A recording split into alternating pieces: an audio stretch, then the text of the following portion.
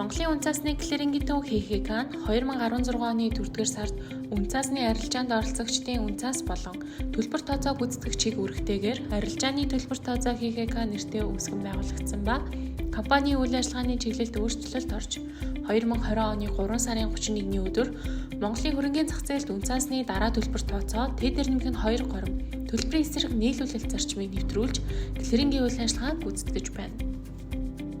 Бид үнцаасны зах зээлийг хөгжүүлэх зохистой бүтцийг бий болгох, төлбөр тооцооны хууль эрх зүйн орчныг сайжруулах, гадаад дотоодын хөрөнгө оруулагчдад төлбөр тооцооны системийн таатай нөхцөлийг бий болгох, мэдээллийн аюулгүй байдлыг сайжруулахаар зорилт тавин ажиллаж байна.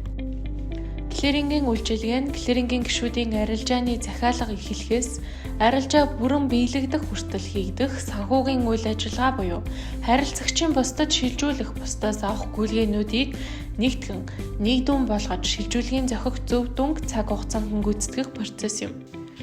Клирингийн үйл ажиллагаа нь зөвхөн гишүүнчлэлтэй үнцаасны компаниудад үйлчилдэг тул манай компани нь клирингийн гишүүний шаардлагыг хангасан үнцаасны компаниудад клирингийн үйлчилгээг үзүүлж байна.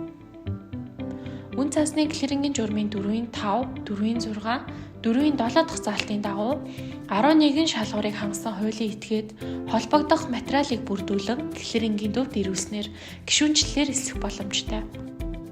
Клирингийн үйл ажиллагааны зарчим нь хууль дүрм, олон улсын стандартыг чамд мөрдөх, шударга шуурхай ил тод нээлттэй байх, зөв үзэл бүтээл сэтгэлгээг дэмжин хөгжүүлэх зарчмыг баримтлан ажиллаж байна.